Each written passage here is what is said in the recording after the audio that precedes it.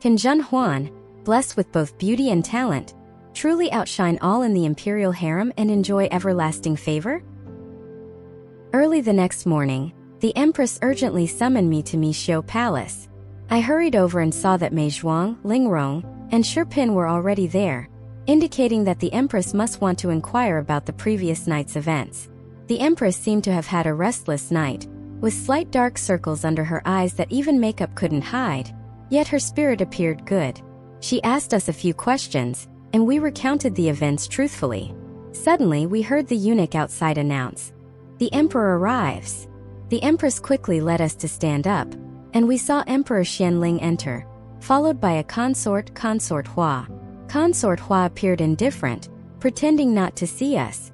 Mei Zhuang and I exchanged looks, assuming that Emperor Xianling had spent the night in Consort Hua's palace.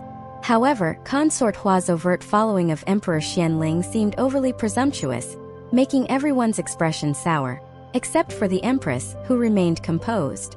Emperor Xianling said, "I saw Consort Hua on my way here.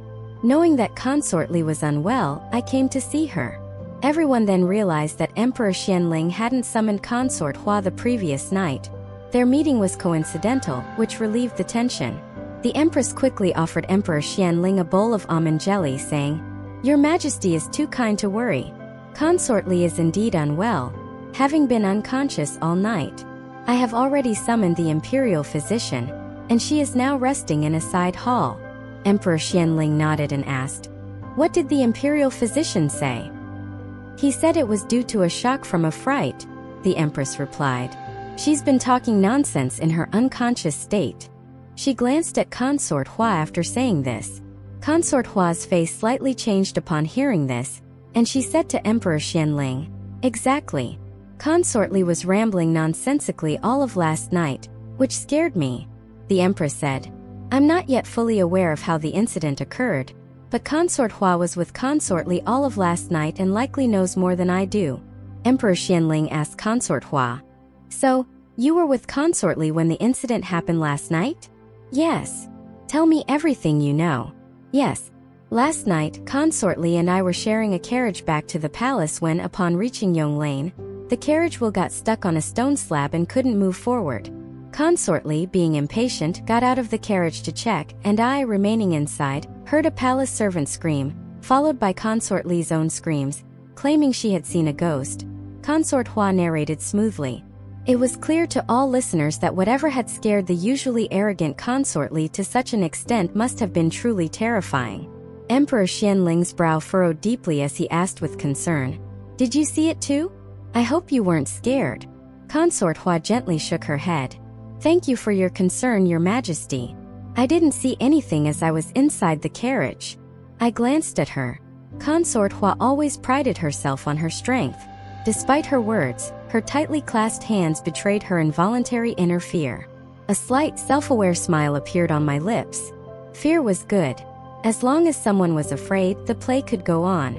The Empress too looked worried as she said, "I've asked the palace servants who were with us last night, and they also said they saw a ghostly shadow sweep past the carriage, even circling around Consort Li. No wonder she was so frightened." Emperor Xianling suddenly turned to me and asked, "Huan, what do you make of this situation?" I stood up and addressed the Emperor. "Your Majesty, I believe that although the talk of ghosts and spirits might be considered superstitious, the concept of karmic retribution could indeed serve as a warning to encourage people towards goodness and deter evil." Consort Hua sneered coldly. "I heard that Huan had been suffering from nightmares recently. I wonder if it's also due to the Yu family haunting her dreams as some form of karmic retribution."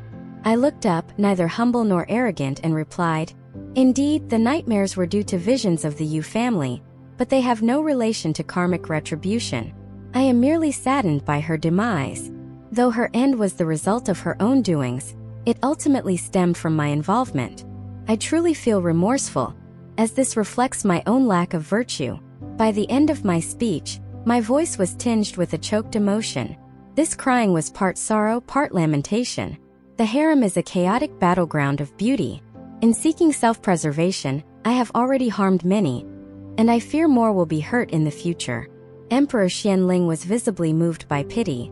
"The fault lies with the Yu family. Why should you blame yourself? Is it the flower's fault if it's destroyed by a fierce wind?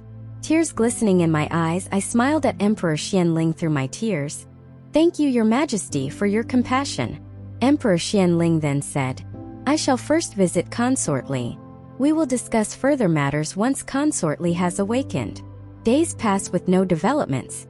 Everyone harbored their own thoughts, silently observing every move within the Phoenix Palace.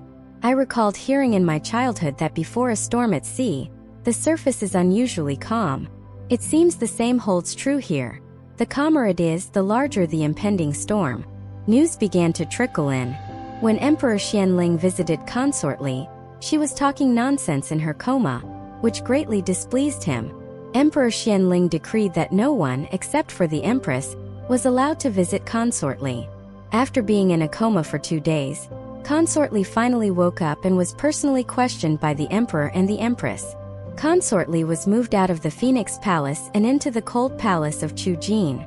3 days later in the morning, I went to pay my respects to the Empress and noticed a different atmosphere, with Emperor Xianling also present. The consorts were seated in order, and the hall was filled with a solemn silence. After the Empress coughed twice, Emperor Xianling, with a usual expression, slowly said, Since her appointment, Consort Li's behavior has become increasingly arrogant and malicious, which greatly displeases us. We have decided to depose her as a warning to others, and send her to reflect in the cold palace. Ich glanced at Consort's Hue, noticing her discomforts. With her intelligence, she must have known that after Consort Li woke up, the Emperor and Empress had inquired in detail about the events of that night, and she must have slipped up, inciting Emperor Xianling's wrath and leading to her demotion. The events of that day were clear. Consort Li was a close confidant of Consort Hua. Since the poisoning attempt on me was related to her, Consort Hua could not absolve herself of involvement. Consort Li proved to be of little use, unable to withstand even that much fright. The saying "a guilty conscience needs no accuser" certainly holds true. Emperor Xianling, without looking at Consort Hua, calmly said, Consort Hua has been assisting in managing the 6 palaces. Now that the Empress's chronic migraine is improving, the affairs of the harem will still be overseen by the Empress. This statement shocked everyone present, with some unable to hide their schadenfreude. Emperor Xianling then turned to the Empress with a slightly pitying tone. If you're not feeling well, don't force yourself. Take some time to rest. The Empress, seemingly surprised by Emperor Xianling's caring words after such a long time, hurriedly responded with gratitude. She then said to Consort Hua, Sister Consort Hua, you have worked hard for many years. Now you can retire with honors. Consort Hua, struck as if by lightning, swayed slightly but knew it was futile to say more at this moment. She composed herself and knelt to thank him, her eyes reddening but, due to her pride, refusing to cry in front of others. Such a sight was truly pitiable. Suddenly the Empress said, If Consort Huan were in good health, she could have shared some of my concerns. It's a pity.